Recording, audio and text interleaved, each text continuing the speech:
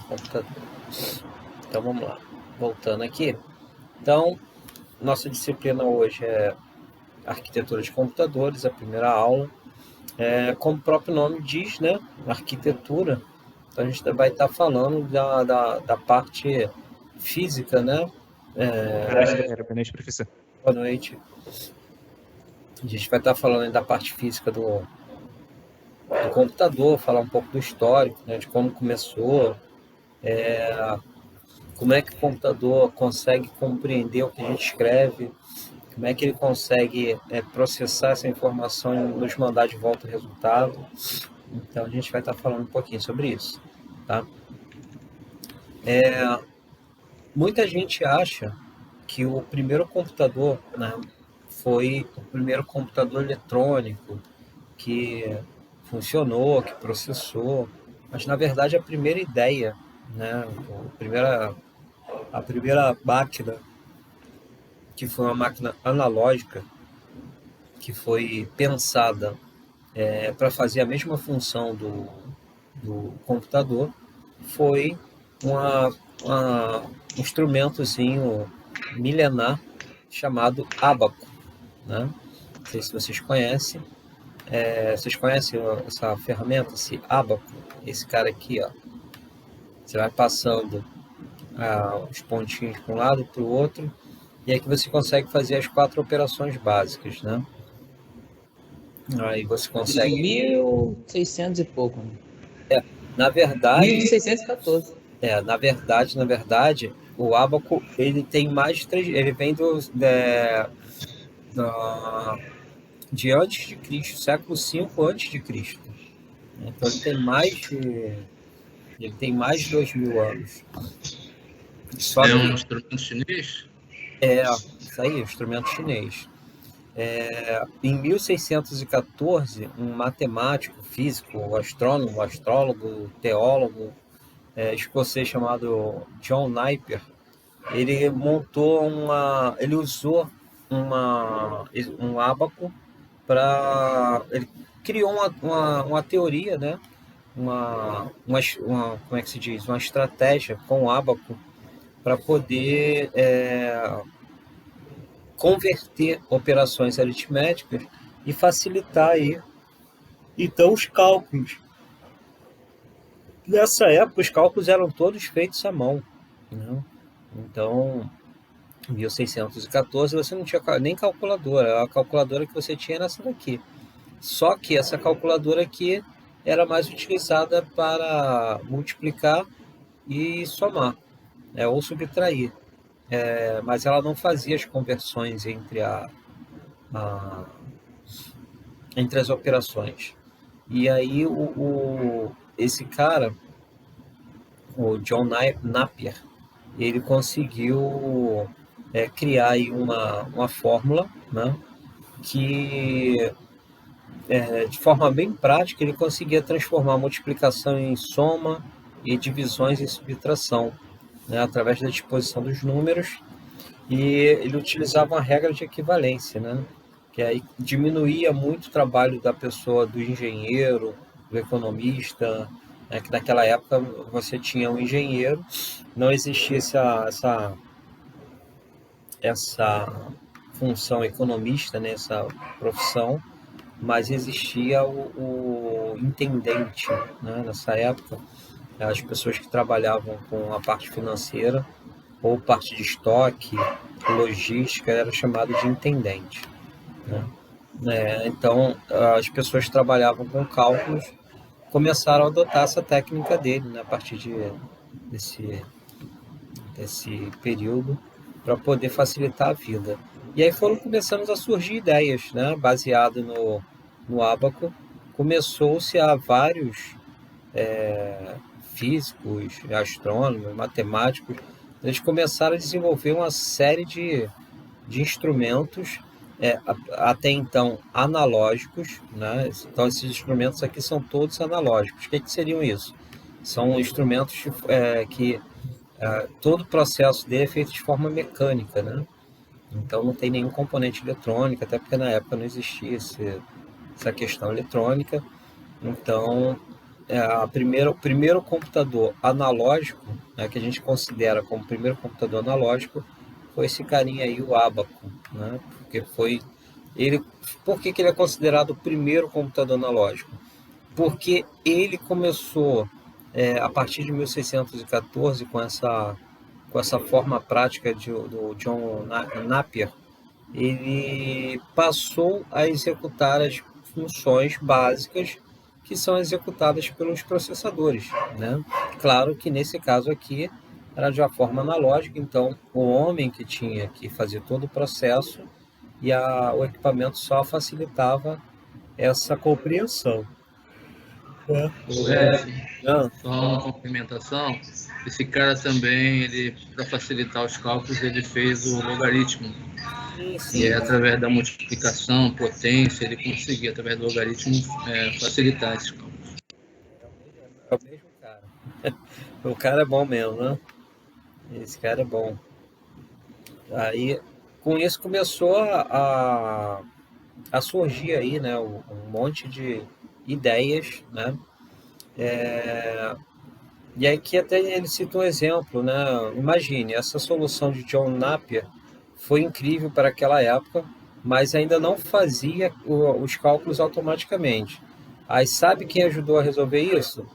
Blaise Pascal. Por isso que até hoje existe aquela linguagem Pascal, que é extremamente utilizada, né? Ainda é utilizada por algumas universidades para dar parte de arquitetura de computadores.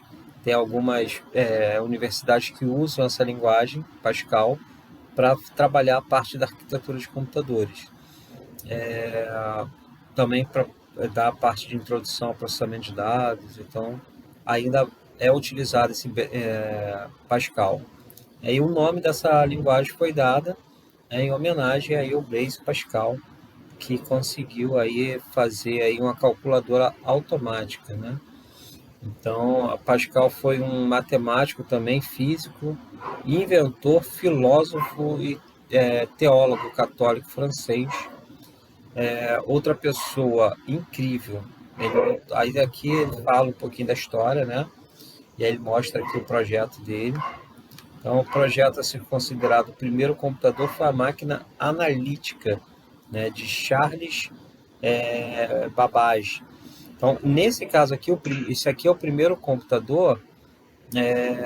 Aqui já entra a parte eletroeletrônico, né? Então, a gente já consegue. Não é um computador totalmente analógico. Então, você já tem aí uma engenharia por trás que não precisa diretamente, única e exclusivamente da ação do homem para poder efetuar os cálculos, né? Então, aqui por isso ele é considerado o primeiro computador, mas o primeiro computador no caso aqui ele seria semi-digital, né? Ele não chega a ser digital, mas ele não é totalmente analógico também. E aí vai surgindo, vem inovando aqui as tecnologias, vem surgindo novos equipamentos, novas invenções.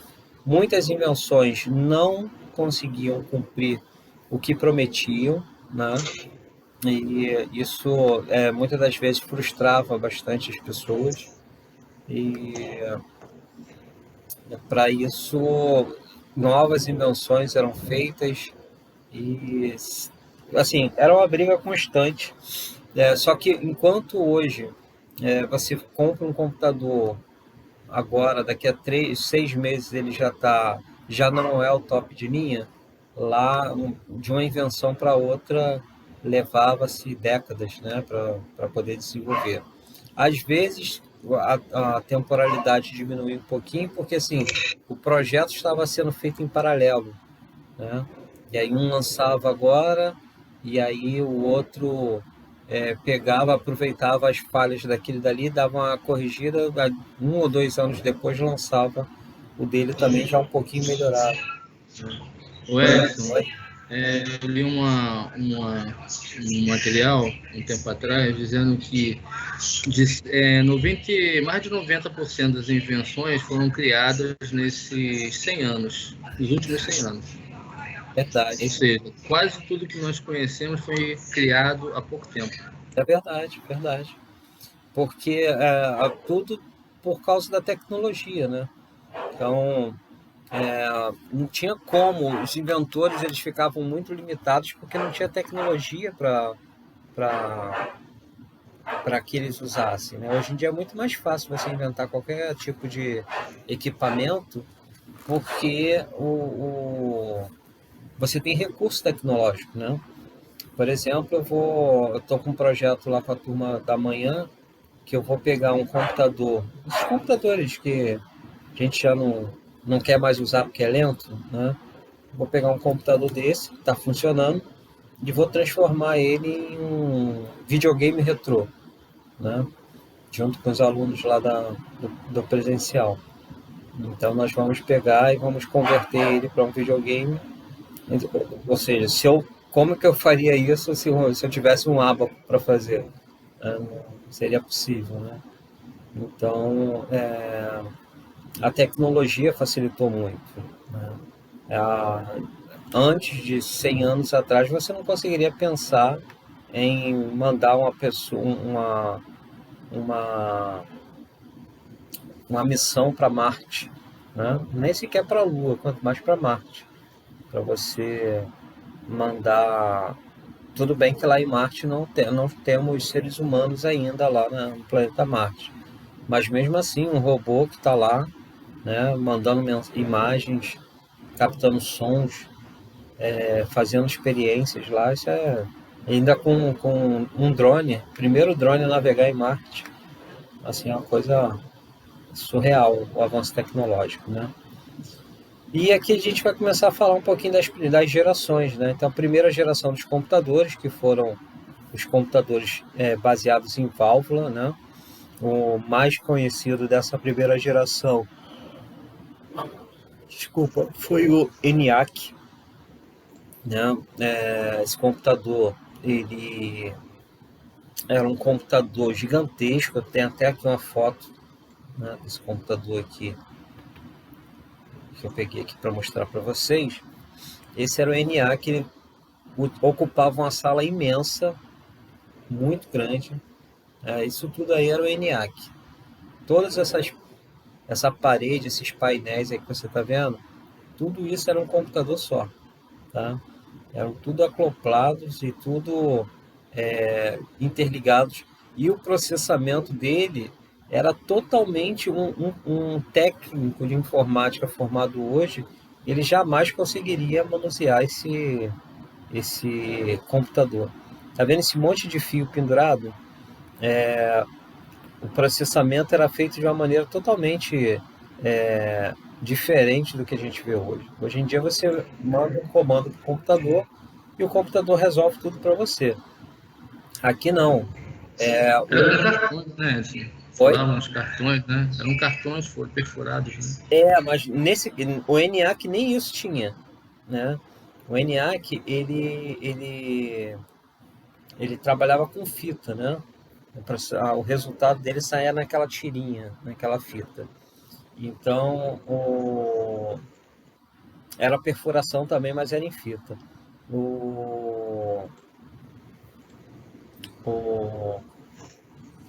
Quando o programador, você tinha um programador e você tinha um operador de computadores e o analista, né? Esse cara aqui que está com a prancheta na mão, ele era um analista, né? Essa mulher aqui de preto, né? A maioria dos operadores na época eram mulheres, né? Então elas que faziam essa operação dos computadores. Por que elas faziam essa operação? O que eram as mulheres que faziam? Porque na época que se inventou, quem eram as operadoras de telefonia, as telefonistas, eram mulheres, né? E elas já estavam acostumadas com esse sistema. As comunicações eram todas feitas baseadas em plug, né? Então você queria ligar para alguém, você ligava para a central, né, para a telefonista, aí você dizia para quem você queria ligar, aí ela pedia para você aguardar, ela procurava ver onde era a ligação daquela cidade. Então, por exemplo, se fosse na mesma cidade, ela só procurava, eram poucas pessoas que tinham telefone, né? Então ela só procurava o nome da pessoa, identificava qual era o plug e conectava a sua ligação, plugava a sua ligação à ligação dela, dessa pessoa que você quer, e botava o telefone no gancho quando a pessoa atendesse, né? E aí vocês passavam a falar um com o outro. Aí como elas tinham essa experiência, elas que faziam a operação. Então o programador, ele fazia a programação dele, né, no papel, tá? Não tinha nada, era no papel. Então aqui ela está aqui com a folha na mão, já está estudando o próximo programa que ela tem que programar aqui para poder ela fazer esse papel. Então o programador, ele sentava na sala, programava, aí esse programa ele tinha que ser convertido, né, de acordo aí com a tecnologia da época, né, que eram plugs, né, então era um sistema binário, né, e era entregue para os operadores, aí os operadores faziam a programação aqui via cabo, e aí era feito o processamento, desculpa sair aqui da imagem, era feito o processamento, o analista vinha verificar se estava tudo ok, acompanhava de perto o processamento, esse processamento levava horas para terminar, e aí quando saiu o resultado, saiu naquela tirinha, ele pegava esse resultado do analista e entregava para a pessoa que tinha feito a requisição. Então, assim, era uma coisa assim, surreal, né? Que a gente não consegue imaginar hoje numa tecnologia tão lenta. Hoje em dia a gente reclama, né? Nossa, computador lento para ligar. Pô, tu vai olhar no relógio, demorou 1 minuto e meio, 2 minutos para ligar. Você imagina isso aqui, que você tinha que ficar horas para você esperar ele realizar um cálculo. Vixe Maria, haja paciência. Pois é. Exatamente. Então, hoje em dia, toda vez que os alunos, principalmente os adolescentes, começam a reclamar, computador lento, celular tá travando, não sei o quê, aí eu pegava e mostrava aí a foto do ENIAC e explicava o processamento e falava que esse... O Rodrigo falou que o notebook tá assim.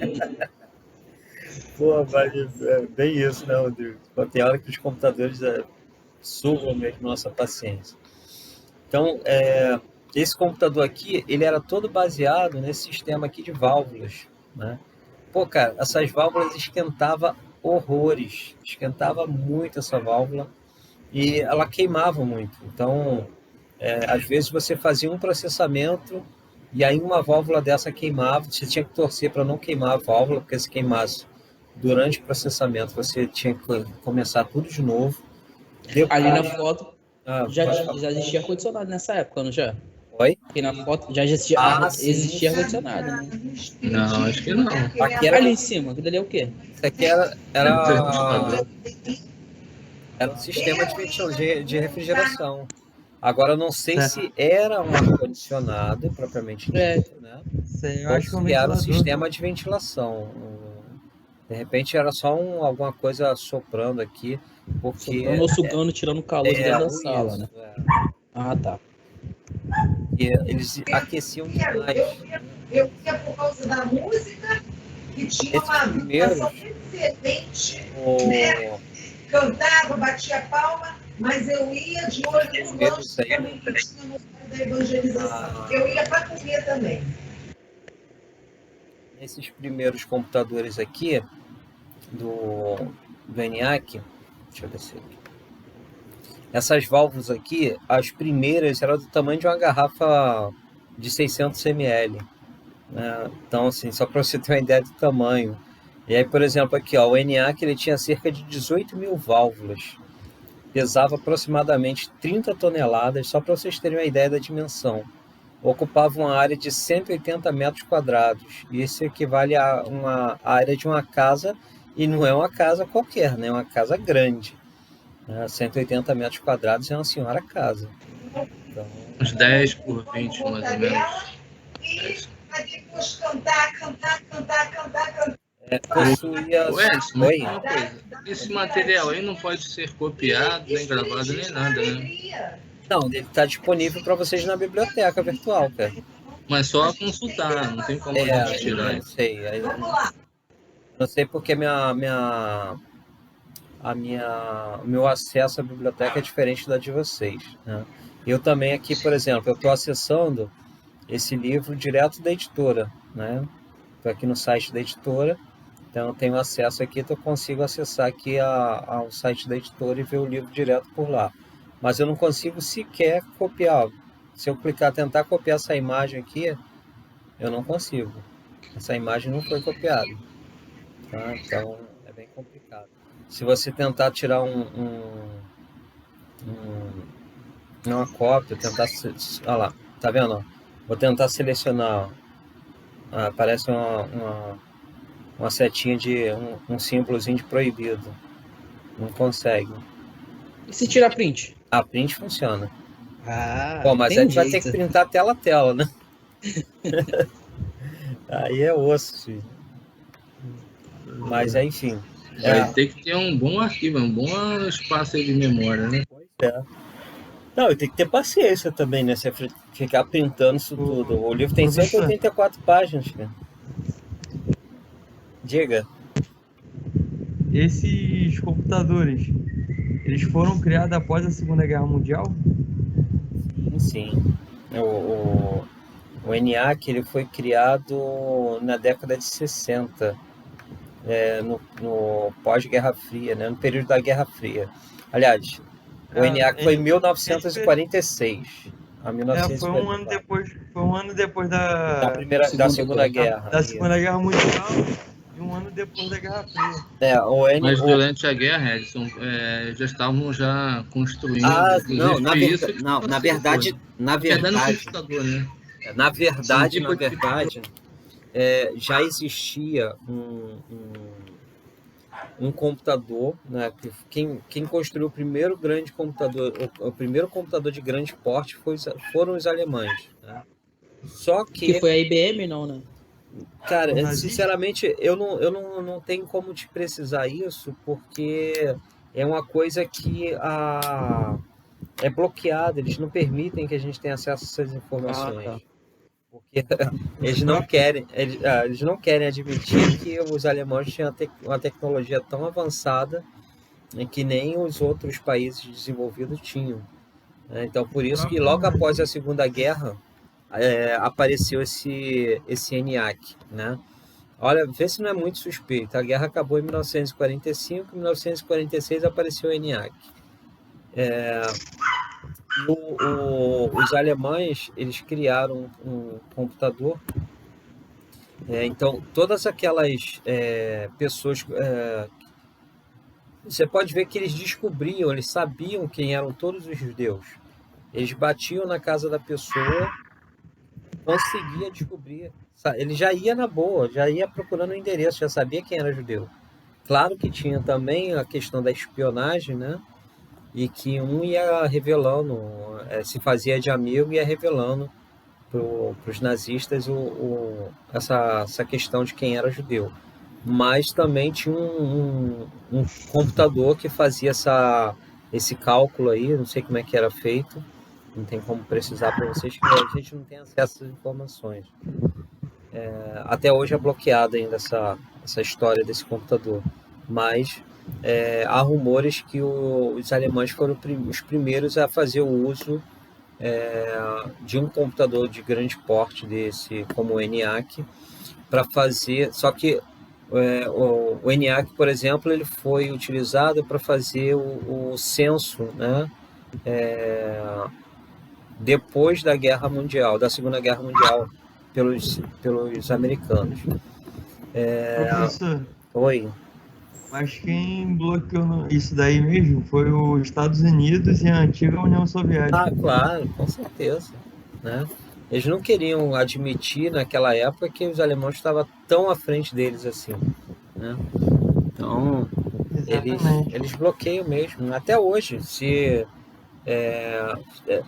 pode ver, tem muitas empresas que trabalham assim, muitos países principalmente.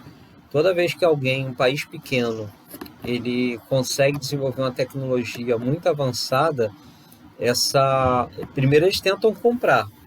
E aí, se essa pessoa não se render a vender, eles matam a pessoa, agora com esse negócio de hackear, eles entram, fazem espionagem, roubam as informações e lançam na frente, fazem uma quebra de patente e eles aprontam. Eles fazem de tudo. O negócio é dinheiro, é lucro, né? Então, só que a gente não tem como provar isso, então a gente não pode acusar ninguém, né? Mas você lembra que eu acho que tem um cara de Turing, que era em inglês britânico, que esse cara inventou uma máquina até para decodificar as mensagens dos nazistas. Acho que é Turing, uma coisa assim. Vou ver se eu encontro aqui. Eu acho que é esse nome mesmo. Esse cara foi capturado pelos Estados Unidos. Uhum. Ele era o foi ele que inventou a máquina de decodificação, né, dos códigos japoneses, nazistas. Então, o cara era bom pra caramba também. E as pessoas não conseguiam, hoje em dia as pessoas não dão muito valor para o cara que é físico, né? Mas todas essas grandes invenções aí eram feitas ou por matemáticos ou por físicos, né? O cara geralmente era os dois, era matemático e físico. Então, pode ver que o Blaise Pascal, o Babbage, tudo matemáticos, né? Matemáticos e físicos. Então, só para você... Mas eu acho que ele também não tinha sogra, para ele ter assim, esse tempo para ficar pensando sobre isso, né? Tinha o quê? Tinha sogra. Pô, naquela época, cara, assim, era um período totalmente diferente, né? As mulheres, infelizmente, não tinham voz ativa, não podia participar de praticamente nada, né? Então, aí era muito fácil controlar, né? Porque imperava o medo, né? Então o homem falava, a mulher tinha que baixar a cabeça e sim, meu marido, senhor meu marido, e ir embora. Mas enfim, só para vocês terem uma ideia, né? A gente reclama, até outro dia a gente estava reclamando, né, do nosso computador, negócio, a questão de memória para botar o Windows 10. Só para você ter uma ideia, o ENIAC possuía 200 bits de memória RAM, né? E aí ele até faz um comentário: hoje é fácil encontrar computador com 4 GB de RAM, né? Ou seja, um computador com 4 GB de RAM, ele equivale a 34 deixa eu ver, milhão, 34 bilhões, 359 milhões, 738 mil, 368 bits. Olha a diferença do computador hoje de 4 GB para o ENIAC. Então, e os computadores hoje, né? Eu estou aqui sentado com um computador no colo, né? Um notebook no colo. Então, o outro ENIAC pesava 30 toneladas, ocupava 180 metros quadrados. Então, para a gente ter uma noção de como a tecnologia evoluiu, né? E sem contar a energia que ele puxava, né? Pô, com certeza. Muito bem colocado. Tô vendo aqui, 200 mil watts de energia. Próxima página que você viu? Não, tô pesquisando na internet aqui no Google. Ah, tá. Tem esse livro aqui não fala sobre o consumo de energia dele, mas eu lembro que eu tenho uma apostila de arquitetura de computadores que fala vem descrevendo computador por computador, tudo. É bem interessante. Depois eu posso até compartilhar com vocês como material complementar. Aqui ele fala aqui que o ENIAC ele foi idealizado para auxiliar nos cálculos balísticos durante a Segunda Guerra Mundial, e criado em fevereiro de 1946 pelos cientistas norte-americanos John Eckert e John Malkley, da Electronic Control Company. Então, na verdade, assim, aqui nesse livro já fala outra coisa. Na outra apostila já tem uma outra informação sobre o ENIAC. Então, existe essa questão também, né, de que esses rumores, né, que falam, tem uns que botam até em dúvida. Então, tem pessoas que associam o ENIAC logo assim que acabou a Segunda Guerra. Tem gente que já associa ele a antes da Primeira Guerra, da Segunda Guerra. Então, é um pouco meio tumultuado esse assunto aí, porque muitas dessas informações são bloqueadas por causa do segredo de guerra, né? Vamos lá. Computadores de segunda geração, que duraram de 1955 a 64, eles eram utilizados transistores, né? Então, os transistores vieram substituir as válvulas. Esses computadores transistorizados, eles tinham reduziu bastante o valor, né, dos computadores.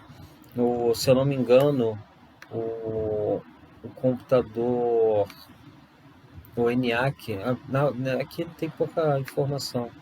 O ENIAC custava assim horrores, né? Era muito caro.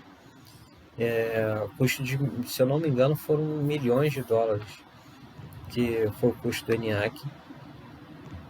E quando começou aqui os computadores de segunda geração, o tamanho do equipamento diminuiu assim consideravelmente. Ele passou a durar muito mais tempo, né, porque os transistores não aqueciam tanto. Ele passou a consumir muito menos energia elétrica, né? Então aqui ele até fala, eles eram um dispositivo eletrônico que substituiu a válvula, o que trouxe muitos ganhos, pois eram bem menores, consumiam menos energia, geravam menos calor e eram mais rápidos, conforme mostra a figura. Então aqui é um transistor que que substituiu as válvulas, tá, do nosso primeiro computador, primeira geração. Aí aqui ele mostra aqui uma foto de um computador transistorizado. Olha a diferença do tamanho desse computador, que era o tamanho de um guarda-roupa mais ou menos, para um computador, né, como o ENIAC, que ocupava um espaço de 180 metros quadrados. Aí aqui ele fala do IBM 1401, né, que permitia a utilização de transistores, e afirmou que os computadores de segunda geração foram tão importantes para a disseminação da computação no mundo corporativo das pequenas e médias empresas, quanto o PC para os consumidores do dia de hoje. Porque quando esses computadores chegaram ao mercado, as empresas de pequeno e médio porte, elas começaram a ter acesso, que até então o ENIAC só grandes, né, mega instituições como Estados Unidos, né, o Pentágono, só instituições desse nível tinham condições de ter um computador do tipo do ENIAC, né? E só que esse aqui era bem mais rápido. Então, uma empresa como sei lá, vamos pensar em uma empresa grande. A Apple era uma das concorrentes da IBM, que também lançou aí uma geração aí de computadores, inclusive se eu não me engano, acho que foi na terceira geração que a Apple começou a lançar, né? Mas esse avanço aqui para os computadores transistorizados além de ter diminuído bastante o tamanho, facilitou o acesso, né? Porque ficou mais barato. As principais características da segunda geração era a possibilidade de acoplar leitor e perfurador de cartões, unidade de fita magnética e uma impressora de caracteres. Houve um aperfeiçoamento na facilidade de programação, que antes também a programação era feita daquela forma, né, dos plugs, e a partir daqui não. A partir já você poderia programar direto através do cartão magnético, cartão perfurado. A terceira geração foi de 1964 a 1977, de forma bastante simplificada, um circuito integrado ou microchip. Seria a integração de um grande número de transistores.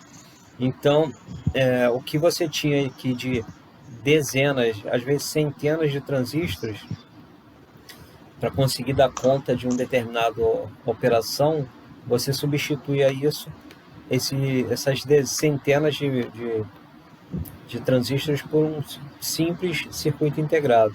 Então, um CIzinho era o suficiente para substituir aí uma centenas de transistores. Você vê a diferença no avanço da tecnologia. E aqui a gente já começa a falar da Apple, tá vendo? Terceira geração.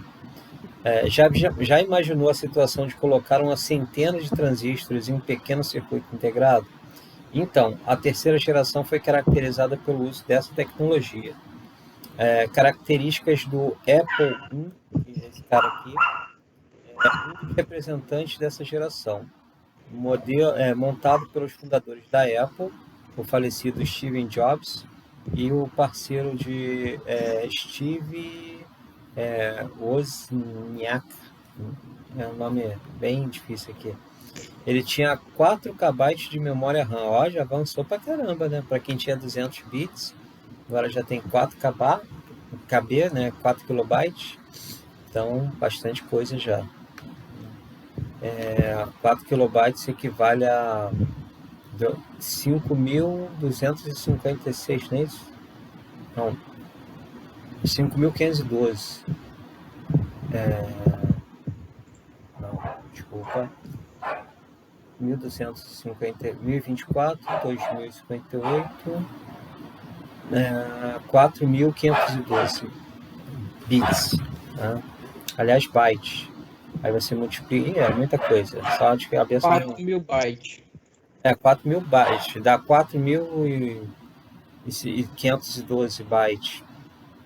Só que aí se você multiplicar isso por 8, aí você vai achar aí bem mais, né? Então vamos lá. Quarta geração, aí já de 1977 a 1991, surgiram os processadores. Mas você acredita que o seu professor que vos fala aprendeu a programar num computador de circuito integrado? O primeiro computador que eu usei, ele não era microprocessado. Era esse cara aqui, ó. Prologica CP500. Esse boneco aqui, ó, feio pra caramba. Esse cara aqui grandão. Eu aprendi num desse aqui, ó. Esse feioso aqui, ó. Grande pra caramba, ele ocupava praticamente, ele era quase do tamanho de uma... praticamente ele ocupava uma mesa daquela de bar, aquela mesa quadradinha. Ele ocupava uma daquela dali. Isso aqui que esse cara tá segurando aqui não é o CP500, ele é uma réplica ou uma versão mais moderna, pequenininha, porque eu trabalhei com esse cara aqui, cara, e para você carregar ele, até dava para uma pessoa sozinha carregar, mas ela tinha que abraçar ele assim, e era bem pesado. Ele era bem pesadinho, não era leve não. Então, o que eu usava não tinha unidade de disquete, não tinha unidade de fita, não tinha nada. Se você esbarrasse no fio, era um abraço. E a telinha dele era dessa coisa maravilhosa aqui, ó, verde, fósforo verde, que você ficava 2 horas aqui na frente desse computador, você já sai de lá assim, piscando, feito um... Era horrível, mas assim, pô, eu fiquei apaixonado. Esse aqui era ele desmontado, tá vendo? Tela de tubo, fósforo verde, era, pô, deu até saudade aqui agora. Época boa. Sofria, mas era bom. Pô, ficava lá um tempão digitando. Pô, às vezes dava um pico de energia, tu perdia tudo, já começava tudo de novo. Era tenso o negócio, mas tudo bem. Então, aqui na quarta geração, aí já começaram os microprocessadores, né? E aí as coisas começaram a melhorar, passaram a ter HD, né? Os computadores. E foi quando. Só que, para você ver, foi de 1977 a 1991. Eu vim ter acesso a. Eu vim ter acesso a um computador com processador e nem lembro. Sinceramente, nem lembro. Mas o transistorizado, o de circuito integrado, eu tive acesso na década de 90. Em 1990, eu tive acesso a um de CI, não com processador. Com processador, acho que eu vim ter acesso e já estava com. Foi no quartel. Foi no quartel que eu tive acesso a um computador com processador. Mas vamos lá. Os computadores dessa geração já são mais parecidos com aqueles que usamos no nosso dia a dia, né? Possui placa-mãe. Olha, eu tive um computador desse, um 386 com processador DX40. Pô, era top de linha esse cara aqui. Aí depois veio o 486, DX240, DX266, DX280. Pô, muito bacana. HD de 420 megas, drive de CD, pô, caraca, drive de CD. Pô, nessa época era, pô, drive de disquete de 3,5 polegada. Era um disquete desse tamanho assim. O primeiro que eu tive acesso foi exatamente esse, 3,5 polegada. Aí depois passou não, minto. Esse foi de 3,5 polegadas. Não, o que eu tinha era 5 por 1 quarto. Ô Edson, essa aula não vai te fazer mal não, cara? Tá uma coisa de saudosismo aí, ó. Pois é, né, rapaz? Pois é. Quer ver, ó, disquete.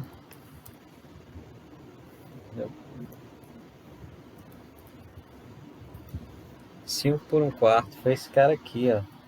Esse grandão aqui, ó. Esse aqui é o 3,5, esse aqui era o 5 por 1 quarto. Aí tem até aqui uma imagem aqui que compara a evolução aqui. Então aqui, ó, você tinha um 5 por 1 quarto, 3,5, e aqui era o disquete de 1.44 megas, que foi a última versão do disquete que saiu. Então era bem... Esse grandão aqui, cara, ele... Qualquer coisinha, ele era molezinho, parecia, isso aqui, essa capinha dele aqui, parecia até uma cartolina. Então se você, qualquer coisa que você desse mole, tu perdia tudo. Então era surreal, cara. Dava pra chorar. Às vezes, pô, tu tinha mó trabalheira, pô, tinha que ter mó cuidado com esse... Aí tu usava aqueles casezinhos pra você guardar os disquetes, pra não amassar. Mas era uma época maneira, tudo era desafio. Qualquer coisa que você fazia, você era super valorizado, porque ninguém sabia fazer. Então, época boa. Como diz o nosso amigo José Luiz aí, estou tendo uma sessão de nostalgia aqui. Vamos lá. E aí entrou o computador de quinta geração, que passou em 1991 até os dias atuais, né? São menores, com a capacidade incrível, né, de processamento. Então hoje nós temos aí diversas tecnologias aí que nos propiciaram aí esse avanço tecnológico, né? E aí começou aqui em 1982 a questão das placas-mães, né? A IBM, uma das líderes do mercado, né, da área da tecnologia. Engraçado, né? Falar em IBM, hoje em dia quase você não ouve mais falar nela, né? Ela até está bem atuante ainda, mas ela é mais na parte de... como é que se diz? Servidores. Servidores, exatamente.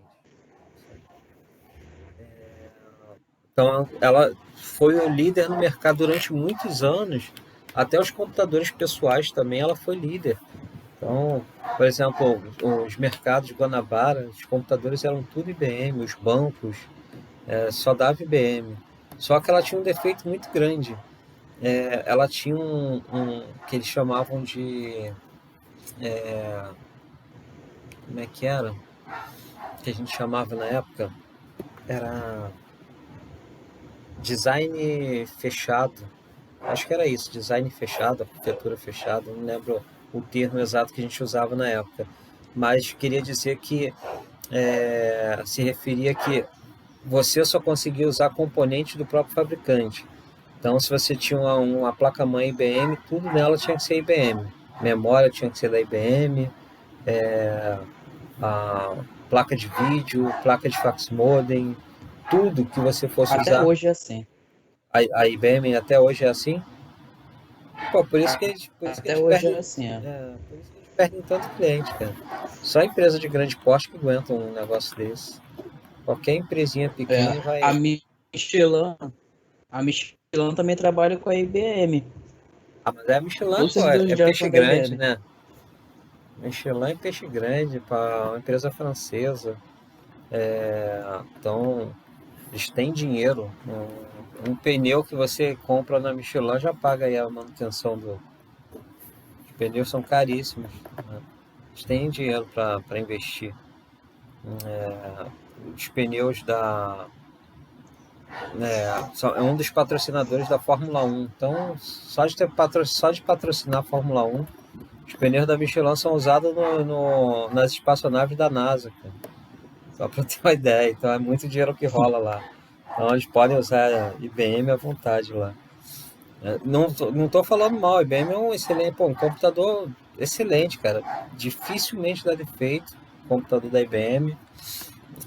A IBM lançou, na época da quinta geração, ele lançou uma coisa chamada Sinal Power Good. Então, os computadores da IBM, eles a fonte de alimentação fazia uma análise da sua instalação elétrica, ou seja, da energia que chegava, e ele verificava se a energia tinha um padrão mínimo de qualidade. E aí, se existisse esse padrão mínimo de qualidade, ele liberava um sinal chamado Power Good. E aí, só depois de liberar esse sinal que o computador funcionava. Se não tivesse o sinal Power Good, o computador não ligava, não acionava. E essa análise era feita durante toda a utilização do computador. E aí, com o passar do tempo, se acontecesse alguma coisa e ele perdesse esse sinal, ele fechava todos os programas que estavam sendo executados e começava o desligamento automático. E aí você tinha um tempinho ali para parar o que você estava fazendo, porque ele ia desligar. Se o sinal voltasse à normalidade, ele não desligava. Mas como naquela época tinha muita queda de energia, então geralmente quando acontecia isso, aqui para o Brasil também isso atrapalhou um pouquinho a IBM. E aqui, queda de energia aqui no Brasil é quase que como dizer que brasileiro gosta de tomar café, né? A grande maioria dos lugares tem. Aí aqui mostrando um pouquinho da arquitetura dos computadores. Uma placa-mãe aqui, essa imagem está pequenininha, a gente pode pegar uma imagem maior. Deixa eu pegar uma imagem de placa-mãe aqui maior.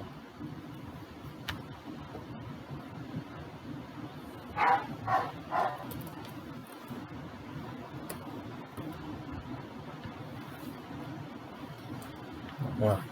Então vamos pegar uma coisa mais interessante, né? Grandona, vamos lá. Aqui é para comprar, tá? Só um pouquinho aqui. Pronto. Então a gente tem uma imagem aí melhor, né? Maior, de placa-mãe, onde a gente consegue identificar aí melhor a arquitetura dessa placa-mãe. Deixa eu baixar aqui.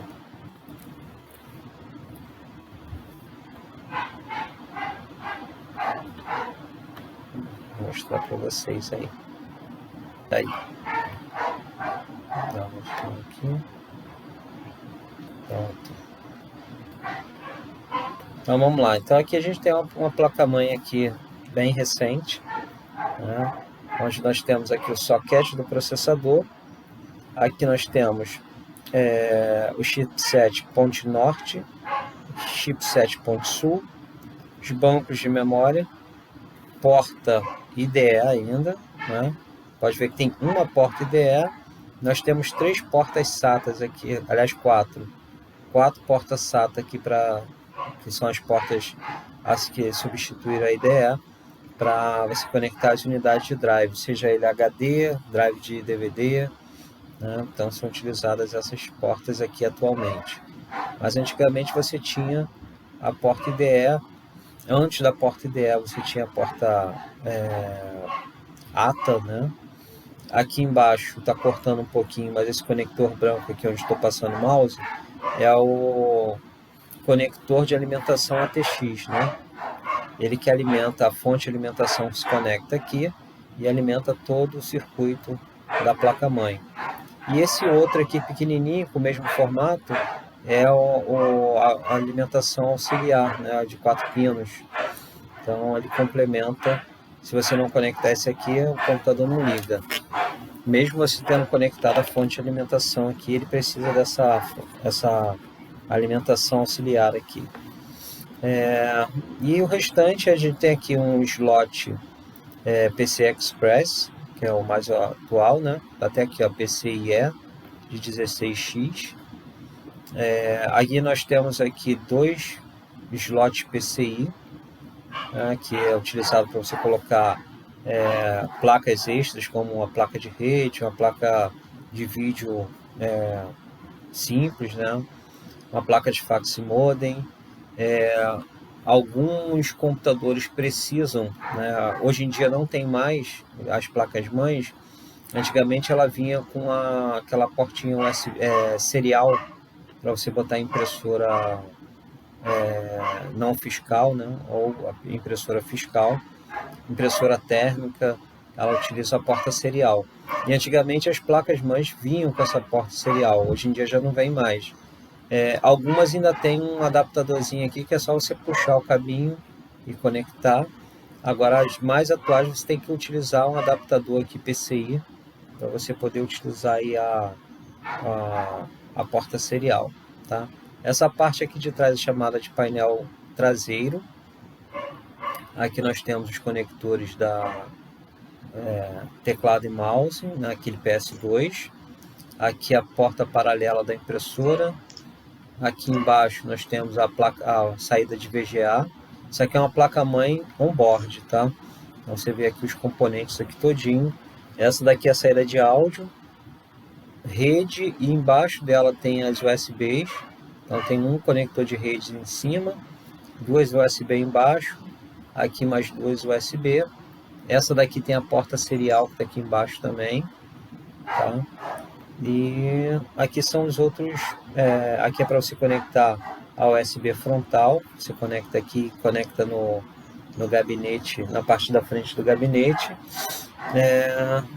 Deixa eu ver se tem mais alguma coisa aqui para mostrar. Tá aqui. Aqui é para você fazer plugar aqueles cabinhos lá da frente do gabinete, que tem o botão de ligado, power. Aí quando você liga, acende aquela luzinha do gabinete, que é o power LED. Você tem o botão do reset. Você tem, que mais? O HDD LED, que é aquela luzinha que fica piscando conforme o HD está se movimentando, tá? Então, toda feita aqui nesse painelzinho aqui, que é o frontal panel, né? Painel frontal. Ok? Depois a gente vai ver isso aqui com mais calma, detalhadamente a função de cada parte dessa, tá? Só para vocês poderem, para quem não conhece ainda, conhecer um pouquinho dessa placa-mãe. Aqui, ó, essa moedinha aqui é a bateria de setup, tá? Então essa bateria aqui é a responsável por manter a nossa data e hora aí atualizada e as configurações de inicialização do sistema, né, do computador. Você ligou o computador, a data já está aparecendo lá, e às vezes quando ela começa a desconfigurar, essa moedinha aí que só você trocar, desencaixar aqui, só puxar essa abazinha aqui para trás, aí a moeda pula, que é uma bateriazinha que parece moeda, a referência 2032, se eu não me engano. Você consegue comprar isso aqui em qualquer loja de fotografia, na casa de vídeo, qualquer lugar que você acha isso aqui, é loja de eletrônica. Esse cara aqui, ó, que vocês estão vendo, é uma PCIe de 1x. Ela é bem pequenininha, ela é muito utilizada para... esqueci agora a utilização dela, mas deu branco agora a utilização dessa PCIe aqui pequenininha. Mas placas que dá para acessar mais o USB, cabo USB. É mais funciona como se fosse uma extensão, adaptador, né? Para você colocar USB, que aí ela tem a taxa de transferência bem mais alta do que a PCI. E aí para USB essa daqui fica melhor. Existe adaptador PCI para USB, mas você perde muito em relação ao USB mesmo do CI, né? Então vamos lá. Deu para dar uma... Todo mundo aqui conhecia as placas mães, como é que eram? Sim. Deixa eu ver se... Bem. A diferença brutal, né, Rodrigo? Mudou muito, muito. Se a gente for analisar aqui pelo que a gente viu hoje de imagens aqui, com essa agora que nós vimos, com uma diferença bem grande. E, assim, eu acho que o José já conhecia a informática há bastante tempo? Eu tinha uma noção. Pra você ter uma ideia, eu acho que foi quase na tua época aí. O primeiro curso que eu fiz foi aquele DBase, lembra? Aí, o saudosismo de novo. É verdade. Você começou... Mas depois eu parei, aí eu fui para outra área, aí eu não entrei. Agora é que eu estou começando a voltar e estudar um pouquinho sobre o assunto. Eu acho que ainda sou um pouquinho mais antigo que você na área de informática. Na época que eu fiz, nem o DBase tinha. Nem isso tinha. Quando eu comecei a estudar. Você não estudou junto com o Alan Turing, não, né? Pô, cara, na verdade, o meu primeiro professor foi Noé. Da turma de Maomé. Tá certo. Mais ou menos por aí. Eu tô igual aquela história, aqueles memes da rainha lá, né? Caralho. Igualzinho. Tá vendo essa arca aí? Brinquei muito. Tipo isso, cara. Ela é da família Highlander, você também, cara? Pô, cara, mais ou menos isso aí. Dentro da área de informática eu sou. As pessoas, quando eu falo o tempo que eu tenho de experiência com informática, ninguém acredita. Bastante tempo mesmo. São 32 anos de informática. Na verdade, já estou agora... Já foi 33 anos. 33 anos de informática. É uma vida, né? Nessa área aí. Então eu vi muita coisa. Então tudo isso que a gente está vendo aqui, eu vi na prática. Eu fui aquele técnico de campo que hoje em dia você instalar uma placa no computador é a coisa mais simples que tem, né? Você plugou, ela reconhece e, pô, só maravilha, né? Dependendo da placa, não precisa nem você instalar drive. O próprio sistema operacional já reconhece, você vê que tá com a resolução lá, tudo bonitinho, você instala só para poder você fazer o uso de 100% da capacidade dela, porque o drive genérico não vai dar esse suporte. Ele vai deixar ela funcionar, mas não vai te oferecer os 100%. Você tem que instalar o drive original. Mas na época que eu aprendi a parte, quando eu fiz o curso técnico, as placas não eram plug and play. Era o Windows 3.11, depois passou para o 95, e nessa época você tinha que conectar a placa. Antes de você conectar a placa, você tinha que fazer o jampeamento dela manualmente. Era um jump assim para você configurar qual era a porta e qual era a IRQ dela.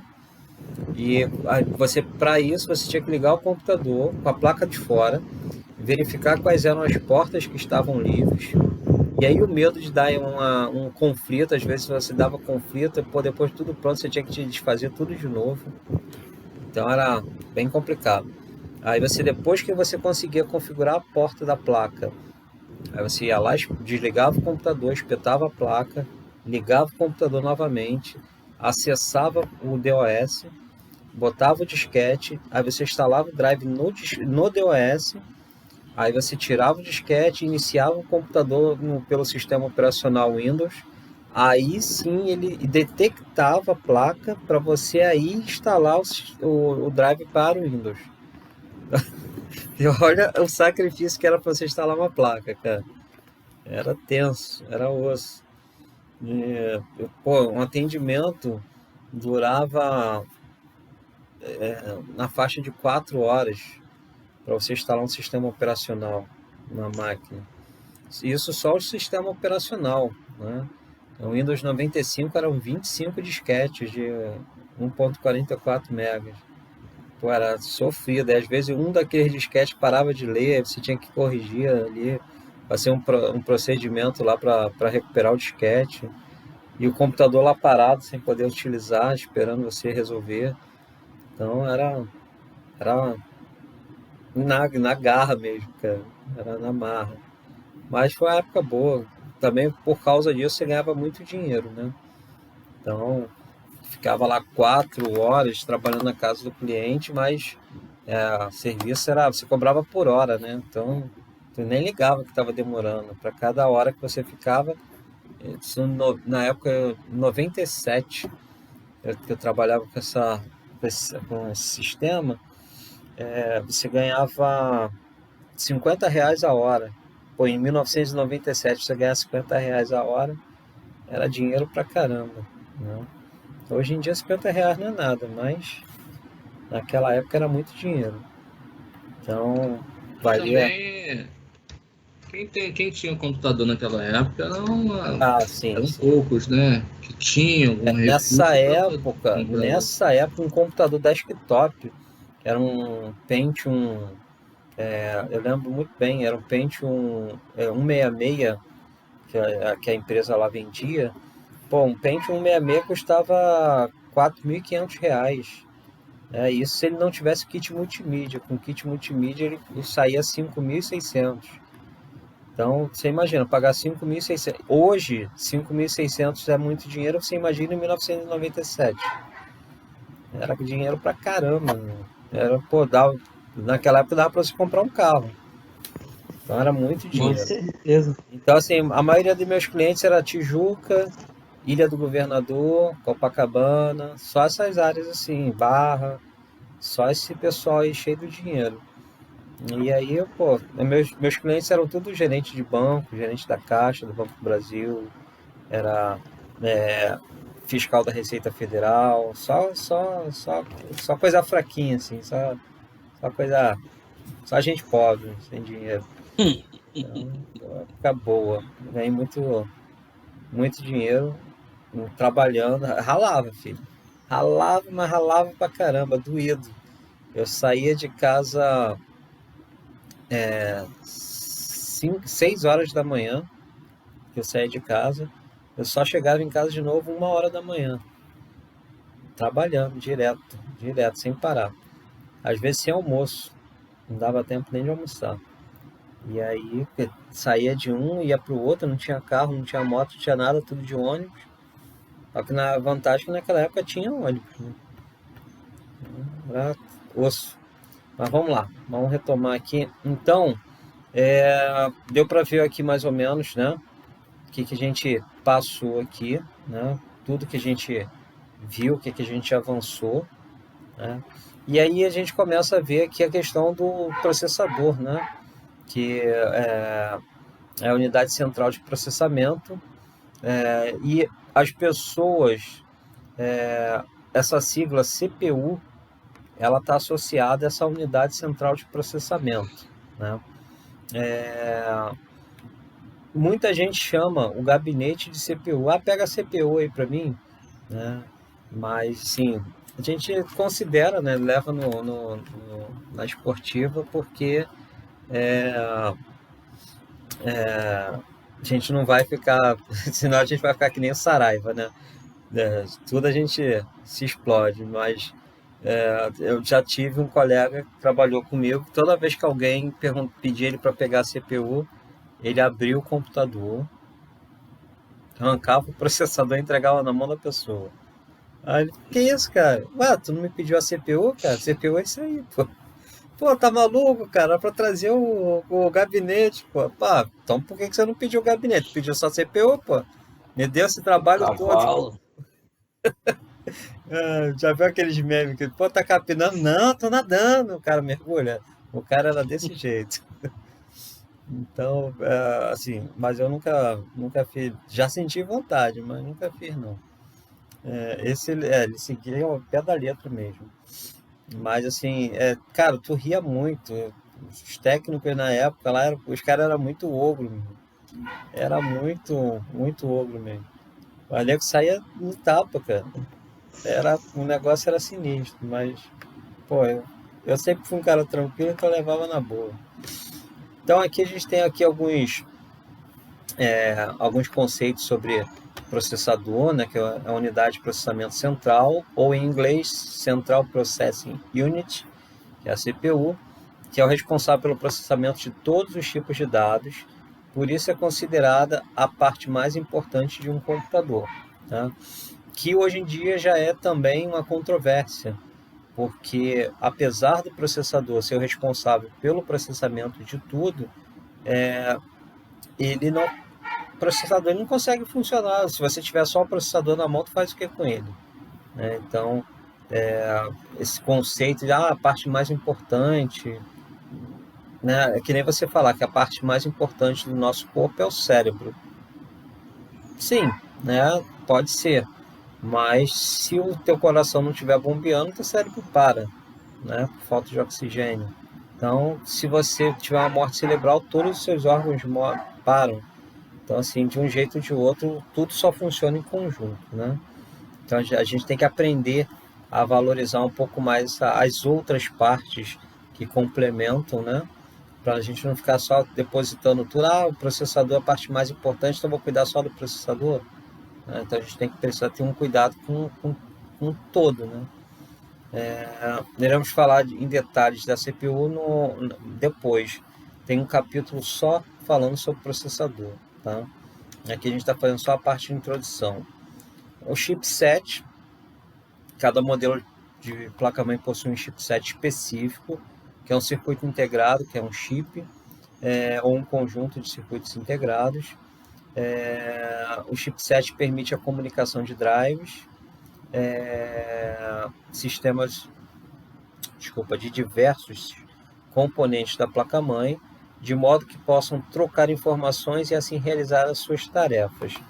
Vocês devem ter percebido aqui acho que eu já fechei a imagem, fechei, naquela imagem da placa-mãe, deixa eu abrir aqui rapidinho ela de novo, eu baixei, aquela. Aqui nós temos chipset ponte norte e chipset ponte sul. Vocês devem ter percebido que o dissipador de calor deles são diferentes. Esse daqui, o ponte norte, é bem maior do que o ponte sul. Dependendo da placa-mãe, o ponte sul não tem nem dissipador de calor, né? E dependendo também da placa-mãe, o ponte norte ele tem até um cooler para poder dar conta do aquecimento gerado. E por que tem essa diferença tão grande? Que as principais funções do processador são controladas aqui pelo Polo Norte. Uma delas, que é o que torna o aquecimento tão grande desse componente, desse CI, é que a ponte norte do chipset, que é o responsável por fazer a troca de informações entre o processador e a memória, né? Então, a memória aqui é que a gente fala, no senso comum, quando você pergunta qual é a função da memória, as pessoas falam, é para você poder rodar mais programas, né? Não é isso? O que vocês entendem aí da função da memória? No conceito comum, né? Por que vocês entendem como função da memória? Vamos lá.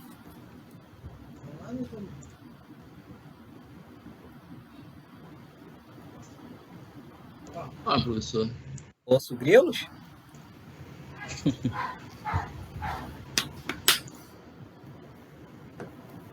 Armazenamento de espaço.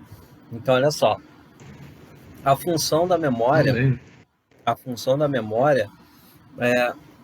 ela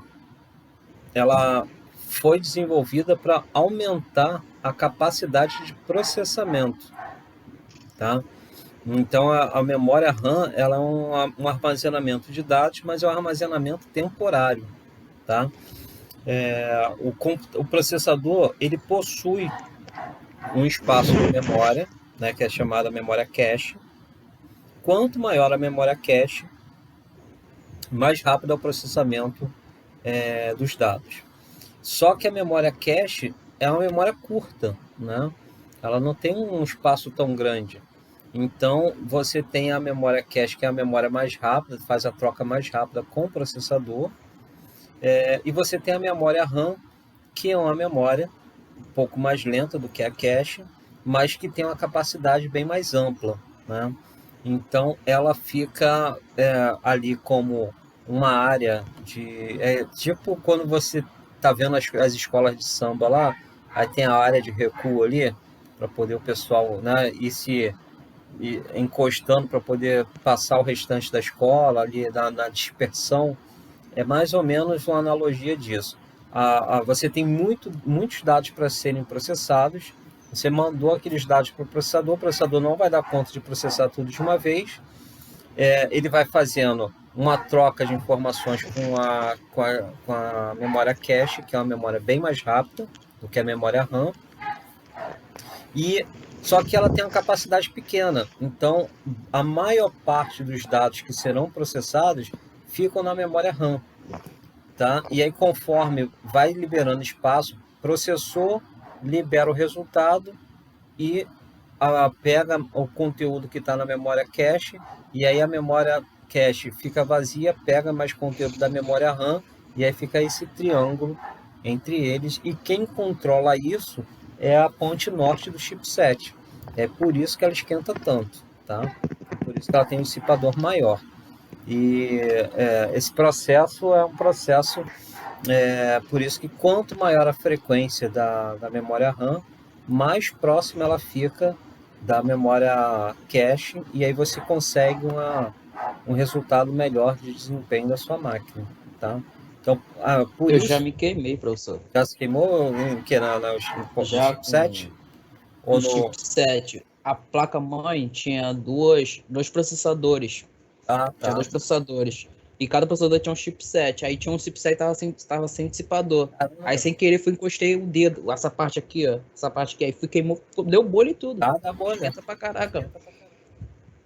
Ainda mais nesse caso aí, se era uma placa-mãe com processamento duplo, provavelmente ela devia ser utilizada em servidor, né? Era servidor. Então tá explicado. E aí, servidor, filho, o couro come ali dentro. Então... 128 GB de memória. Caramba. Eu tô com vontade de comprar um desse aí. Pra dar aula, cara. Que, esse aqui, o meu computador é uma excelente máquina, mas tem hora que é tanta coisa aberta aqui que dá não chega a travar, mas dá uns lagzinhos aqui. E olha que é uma máquina boa, tem placa de vídeo dedicada e tudo, mas... O meu não, o meu é um Core i5. Tem um processador Core i5 com 8 GB de memória e uma placa de vídeo Radeon Acho que ele tá perguntando, é o processador Xeon, assim, era um Xeon série tá, o 5. seu lá do teu. Dessa placa que você se queimou, né? É. Ah, tá.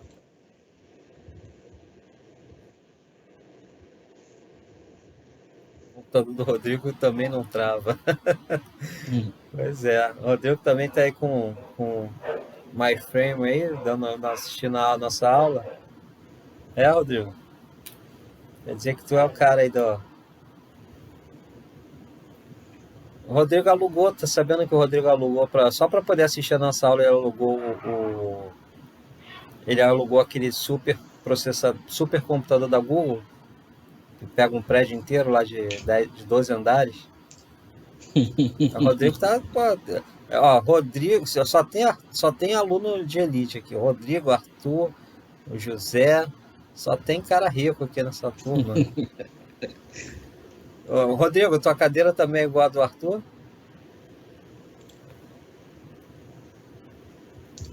Eu fiquei sabendo que esse pessoal aí que é professor de informática que investe na bolsa ganhou um dinheirinho aí com a Petrobras, né? Pô, cara, não, eu não faço parte do coluio lá da elite lá que ficaram sabendo da informação antes de todo mundo. E eu, quando eu soube da reunião, que haveria essa reunião, eu até comentei aqui em casa, eu falei, ó, quer apostar quanto que a ação da Petrobras vai despencar e depois vai subir de novo? Aí, só que eu não tinha dinheiro meu dinheiro estava todo preso, não tinha como investir. Se eu tivesse dinheiro, eu entrava vendido, né? E eu tinha arrebentado em dinheiro. Parece que a pessoa que fez ganhou 18 milhões. Sabe o que é isso? Tu ganhar 18 milhões numa aposta. Em uma semana, hein? Uma semana não, foi num dia, filho. Um dia, né? Foi num dia. O cara acabou a reunião, ele pegou, combinou lá os negócios lá, o cara foi lá, durante a reunião, o cara pegou e entrou vendido. E aí, quando foi de tarde, Bolsonaro falou que esse negócio, a ação despencou. No outro dia despencou mais ainda, acabou. Entendeu? O cara se deu bem. O cara ganhou 18 milhões, só que agora está sendo investigado aí pela Polícia Federal. Vou deixar esse idiota.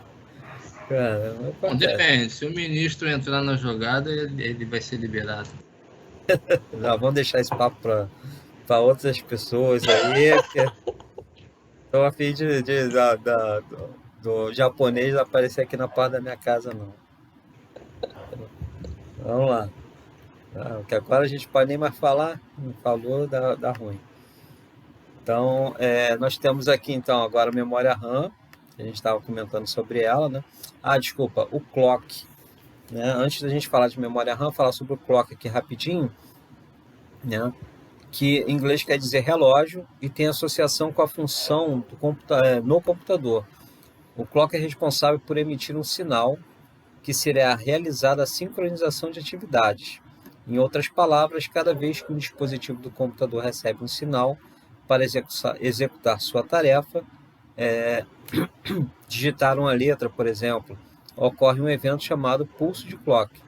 Depois de executar sua tarefa, o referido dispositivo para e aguarda o próximo pulso de clock. Então, pulso de clock seria basicamente um tempo de resposta, né, que você tem para cada ação. Né? Você sabe qual a unidade de medida de um clock? Aí aqui ele fala, né? Unidade de medida de um clock é em hertz. Então, por isso que os nossos computadores eles têm a configuração aí em gigahertz. Então, um processador aí até dando aqui um exemplo, um processador de 3,6 GHz é capaz de realizar 3,6 bilhões de operações por segundo, ou seja, 3,6 bilhões de clocks, né, por segundo. Então, o clock está diretamente relacionado a execuções. Então, cada operação que você faz é gerado um clock. E o processador, ele depende muito do clock, né, da velocidade desse processador. Um processador de um núcleo simples, geralmente ele trabalha com nessa faixa, nessa frequência, 3,6, 3, às vezes um pouco abaixo, mas se eu não me engano, acho que o máximo é 3,6. Não lembro se chegou a passar de 3,6 gigas. Tem tanto tempo que... Ô Edson, você Oi. sabe, tem alguma informação a respeito desses novos computadores, que chamam de computador quântico, né?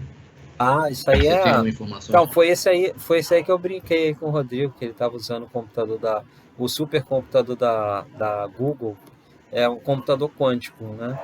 Por enquanto, esses computadores, eles são, assim, maiores do que o ENIAC, só para você ter uma ideia.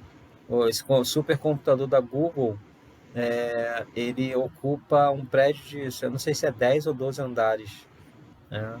Todo interligado. Todo prédio é o computador. Então, funcionou, conseguiu fazer um super cálculo lá, bateu o recorde, só que aí agora eles estão fazendo a pesquisa para transformar aquele conceito do computador quântico em um tamanho Mais um reduzido? tamanho acessível, né? Que você possa colocar ele dentro de uma empresa. Por enquanto, a empresa vai ter que construir um prédio de 10 12 andares para poder fazer um computador. O projeto foi um projeto bilionário, teve um custo de, acho que foi 1,8 bilhões de dólares para poder desenvolver esse computador quântico. Funcionou, foi um sucesso, e agora eles estão fazendo aí uma pesquisa, né, para poder desenvolver esse mesmo computador numa versão menor, né, mais compacta.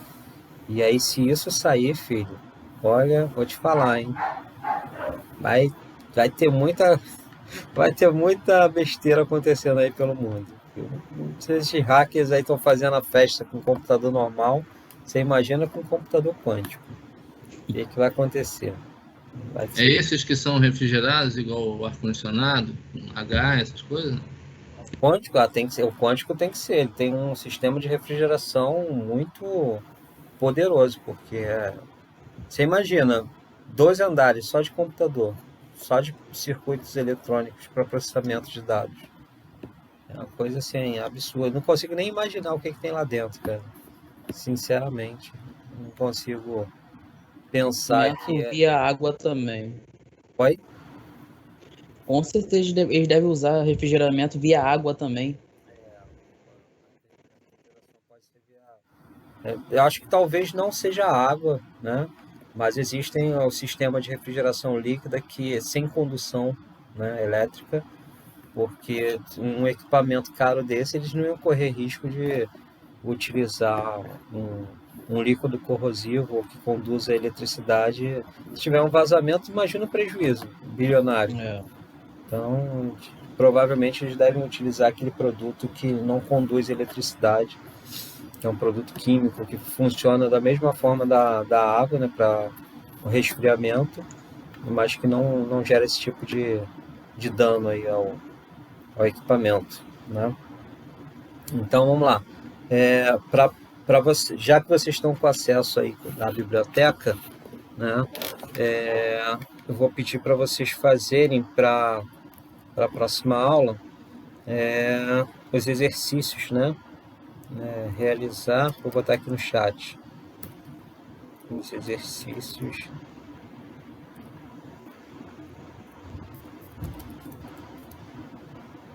das páginas 23 e 24 do livro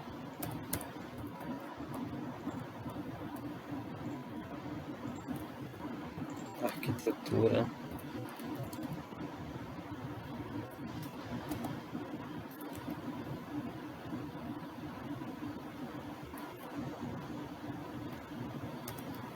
dos computadores. Tá? Tá aí. Então, para vocês fazerem, é um questionáriozinho de 10 questões, múltipla escolha, tranquilo, dá para vocês responderem rapidinho. E aí a vantagem desse questionário é que você consegue, quer ver, eu vou botar aqui, acaba direcionando o teu estudo, em vez de você ficar, dá uma lida antes de responder, e aí depois você parte para o questionário, e aí você vai com o olhar mais direcionado lá no... Tem muita coisa aqui que você vai responder direto, sem precisar ir lá pesquisar. E outras você vai ler aqui a questão, vai lá no texto e você vai achar, mas aqui você consegue ver muita coisa que a gente acabou de falar aqui, né? Por exemplo, a máquina que cadê? A sinal alternativa que indica o elemento que introduziu os conceitos de memória, unidade de armazenamento e unidade de processamento de dados, e que, apesar de ter o tamanho de uma locomotiva e ser movido a vapor, pode ser considerado um computador. Aí tem aqui as opções: máquina de Babbage, máquina de Babel, torre de Babel, máquina do tempo. Então tem até uma brincadeirinha aqui. Então, coisinha bem simples aí de vocês responderem. Não tem nada de absurdo não, tá? E... Como que a gente vai querer que responda, professor? Oi? Como que vai querer que a gente responda? Copia e joga no... Não precisa copiar não, bota só a resposta, só marcar. Questão 1, letra A, questão 2, letra C, e assim sucessivamente. Só monta o gabarito, entendeu? E aí na próxima aula eu venho correndo. Não precisa nem me mandar, é só vocês fazem, aí na próxima aula eu trago só a correção. Tá? Não precisa mandar não. É só guardar aí anotar aí no caderno de vocês ou no computador de vocês o gabarito, e aí na semana que vem a gente só corrige, tá? Na próxima aula, na terça-feira a gente já corrige, tá? E alguém tem alguma pergunta sobre que a gente falou hoje, ou sobre alguma outra coisa que esteja aí martelando na cabeça de vocês? Não, professor, tenho dúvidas, mas como ainda não vi todos os vídeos, depois que eu não vi, eu vou te perturbar, tá bom? Tá bom, pode perturbar. Pode falar, tá? Tem erro não. Então, deixa eu ver aqui o que faltou. Ainda faltou algumas páginas aqui do livro, que a gente ainda tem alguns minutinhos. A gente falou aqui sobre o clock, memória RAM, né, que é a Random Access Memory, por isso que ela é chamada de RAM, são as iniciais, que são as memórias de acesso aleatório, também conhecida como memória volátil, né, e ela tem esse apelido de memória volátil porque toda vez que você desliga o computador ou você reinicia o seu sistema, todas as informações que estão nessa memória são descarregadas, né? Ela é alimentada pela energia elétrica. Então, se você desliga o computador, reinicia o computador, tudo que está na memória é perdido, tá? Essa memória, como a gente falou, ela não tem a função de armazenamento de dados de uma forma permanente. A função dela é armazenamento de dados, mas de dados que estão sendo processados naquele momento. Então é muito comum quando você começa a execução de um determinado arquivo, de um determinado documento, seja qual for, documento Word, imagem, é muito comum ser gerado arquivos temporários, tá? Isso é muito comum. Se você vier aqui na pesquisa, abre o explorar arquivos, vem aqui na pesquisa e coloca asterisco, .tmp de temporário e dá um enter. Dessa pasta aqui não tem nada, porque eu também botei numa pasta aqui que não teria mesmo.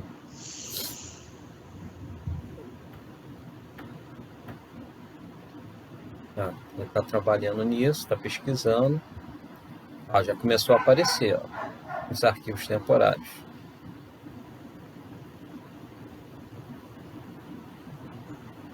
Então o meu talvez não tenha muito, porque eu estou sempre limpando, mas já começou a aparecer vários aqui. Então tudo que você vai carregando no seu computador, ele vai gerando esses arquivos temporários, que são os arquivos que são utilizados para aumentar ainda mais a capacidade dessa sua memória, né? Então, por isso que o computador, ele precisa, mesmo que você já tenha todos os programas instalados, não precisa instalar mais nada, às vezes o computador está travando, quando você vai ver o teu HD está super lotado, e aí o computador começa a congelar porque ele não tem espaço para criar esses arquivos temporários. E o sistema operacional, como demais programas que você utiliza, ele precisa desse espaço para gerar esses arquivos temporários, para que ele possa realizar o processamento de uma forma bem eficaz, a mais rápida possível. E aí, quando não tem esse espaço, Edson, começa a travar. Diga. Esses cookies, né, que a gente, quando entra em algum site e tal, eles dizem que vai colocar para acelerar o processo e tal, isso também está incluído aí nesses arquivos temporários? Não, o cookie ele pode ser temporário se ele for programado para ser temporário, né? Se ele tiver tempo de vida, né? Tempo de vida útil. Se ele não tiver tempo de vida útil, ele não é um arquivo temporário. Então, se você fizer uma pesquisa hoje, por exemplo, digamos que você vai viajar lá para Bahamas para poder coletar lá sua, aquela merrequinha lá que você tem guardado lá nas Bahamas, e você faz uma pesquisa da passagem. Tudo bem que um cara que nem você vai ter seu próprio jatinho, mas digamos que você vai mandar teu funcionário, tu não vai liberar teu jato para ele, vai pagar uma primeira classe para o cara ir lá buscar teu dinheiro, e aí você vai fazer uma pesquisa da passagem aérea, né? Se você amanhã tentar entrar nessa mesma em qualquer agência de viagem para pesquisar essa mesma, peraí, deixa eu ver aqui, tem alguns que não estão tendo acesso à biblioteca. Entendi. Amanhã, essa hora não vai conseguir mais. Quem não estiver conseguindo, amanhã dá manda uma mensagem pelo ClassApp lá ou para a coordenação ou para o TI, para poder tentar resolver esse negócio da biblioteca de vocês, para vocês acessarem, tá? Para vocês terem acesso. Agora o livro já está lá, pô.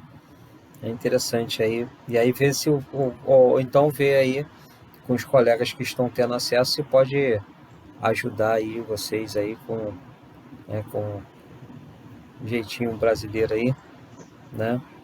Mas vamos lá. Então, como eu estava dizendo, o que eu estava dizendo?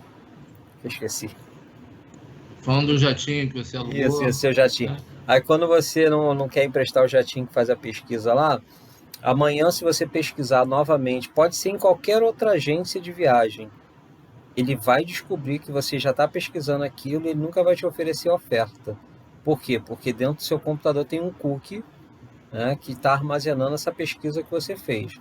Então, o recomendável é sempre, fez a pesquisa em um determinado site, né, de agência de viagem, vai pesquisar em outro, antes de você realizar a nova pesquisa, vai lá no seu histórico, apaga os cookies, né, para você limpar, que aí quando você fizer essa pesquisa, ele não consegue detectar que você já está pesquisando isso, e aí você tem a possibilidade de pegar ofertas, tá?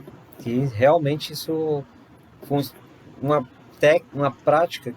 um exemplo prático de que isso funciona pesquisa qualquer coisa aí no seu navegador, aí na pesquisa da Google, e depois você abre um site de jornal ou o seu Instagram para você ver a quantidade de anúncios daquele item que você estava pesquisando, vai aparecer para você.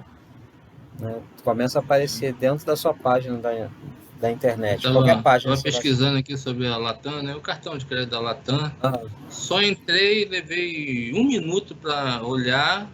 Aí daqui a pouco estava no meu e-mail várias mensagens lá. pois é. Então, essa é a questão aí que o cookie ele acaba nos causando, né?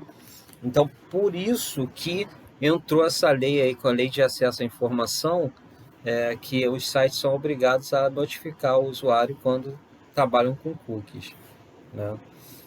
Então, por isso que agora toda vez que você abre um site aí que utiliza cookie, você tem que dar OK para você poder navegar. Desculpa. Porque ele coleta dados do seu computador, né? E fornece para os sistemas de pesquisa. E aí a gente fica refém, né? Porque se fosse eles falam que é para melhorar a nossa experiência, mas na verdade melhora muito mais o caso deles do que o nosso, né? Porque às vezes você não quer que a pessoa, você está pesquisando um negócio, mas você não quer ficar toda hora recebendo mensagens daquilo. E aí, para quem não sabe, fica com o computador cheio de informações aí inadequadas, né, ou inconvenientes. E já pensou, tu vai lá e pesquisa um sitezinho aí meio esquisito, né? E aí daqui a pouco você tá lá vendo, assim, olhando o jornal, aí a tua esposa tá lendo o jornal do teu lado, aí a revista do teu lado, e aí começa a aparecer um monte das coisas que tu pesquisou lá. Olha o problema. O cara vai lá e pesquisa lá procedimento para realizar o divórcio. Aí daqui a pouco a mulher dele tá lá assistindo, olhando o jornal na internet lá e aparece lá advogados especialistas em divórcio. O cara, a mulher fala, que história é essa aqui? Olha o problema aí. Olha a morte acontecendo aí. Então a gente tem que ter cuidado aí, pô. Então, mas é isso que eu tô falando. Às vezes tu vai, né, no teu horário do intervalo lá no trabalho, acessa alguma informação, realiza uma pesquisazinha lá que você estava querendo lá. Às vezes até para você trabalhar mesmo. Queria comprar uma peça aqui para o meu computador. Aí tá usando a internet lá do trabalho e daqui a pouco teu patrão vai usar o computador, tá lá a tua pesquisa lá aparecendo para ele. Então é meio complicado, né? Então, E já ouvi casos de pessoas que foram demitidas, né? Porque utilizou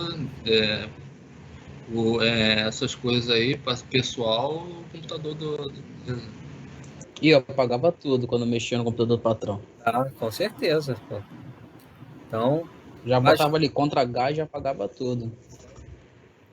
É uma prática que nós temos que acostumar a fazer, de toda vez que você realizar uma pesquisa na internet, você fazer essa limpeza aí do histórico, porque não só por causa dessas questões aí de trabalho, de relacionamento, mas é porque incomoda. Você abre tua rede social, aparece lá um monte de propaganda. Você abre o jornal, um monte de propaganda daquilo que você pesquisou. E às vezes você pesquisou por curiosidade, você não está afim de comprar nada, você não quer gastar dinheiro. E aí fica aquela coisa te incomodando, né? Então é só a gente fazer essa limpeza aí temporária, de tempos em tempos. Eu faço quase todo dia, né? Ô Edson, você procurou esses arquivos, você abriu o arquivo temporário aí no teu arquivo, no arquivo aí C, né? Mas tem algum outro local que você pode também tirar, limpar, que tenha? Então, olha só, o disco C é o meu HD principal. Então, só tem essa unidade de disco aqui. Então, quando você coloca aqui no diretório raiz, ele está pesquisando no computador inteiro. Então, você não precisa pesquisar de pasta em pasta. Ele pode ver que ele está procurando em várias pastas diferentes. Pasta da Google Chrome, local, temporário. Tá? Aí você vai ver que a maioria aqui é Google Chrome. Tá? Aí tem a pasta de arquivos temporários. E aí ele vai te dando aqui a pasta da Microsoft. O som tá ficando ruim. travando.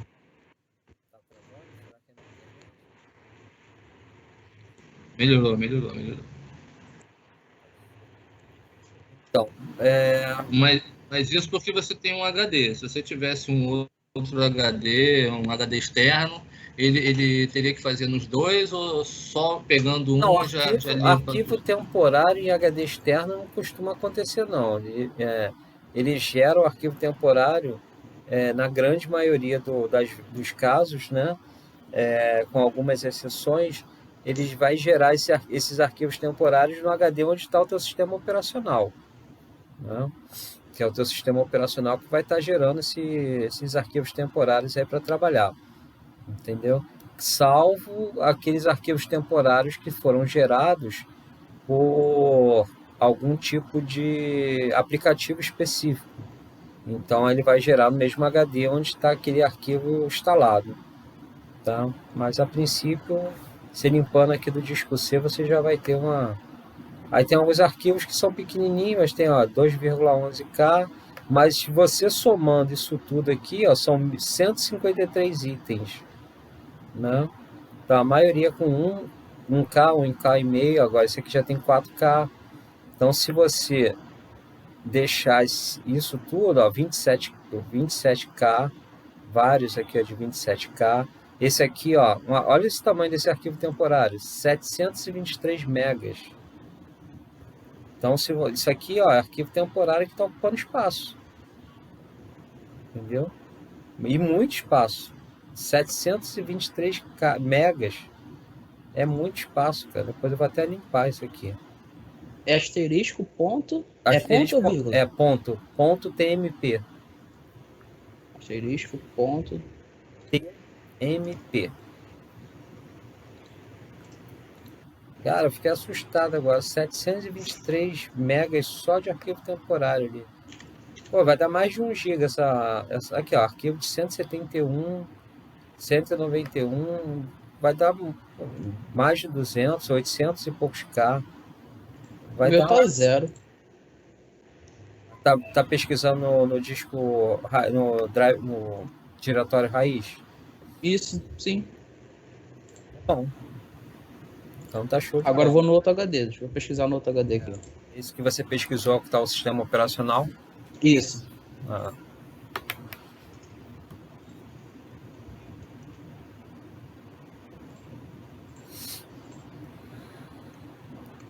Aí é só apagar esses arquivos. Você pode arquivo temporário você pode apagar. Não prejudica em nada. Tá? No outro HD apareceu um só. Pode acontecer se eu tentar aqui apagar, pode acontecer se for um arquivo que ele esteja sendo utilizado pelo meu computador, ele não permitir que seja apagado. Tá? Vai dar acesso negado, porque aquele arquivo está em uso. Tá? Agora, pode ser até esse o caso da... tá. É esse mesmo. Esse 723 aqui já deve até ter aumentado de tamanho, quer ver? Eu tô gravando, pô. É o arquivo da gravação. Quer ver que ele é da Microsoft? Deixa eu ver.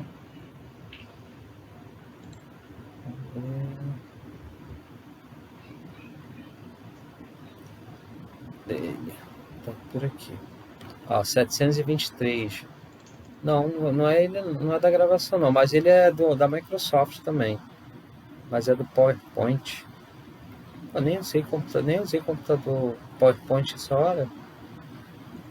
Estranho. Com esse horário aqui. Foi em 2020. Esse arquivo está aqui parado no meu computador desde 2020, ocupando 723 megas. 2020? Ano passado. Dia 20 de 10 de 2020. Um arquivo temporário com 723 megas. Meu Deus. Esse notebook tá ligado há quanto tempo, professor? Antes da aula. Arquivo temporário, alguns deles não saem sozinho, não.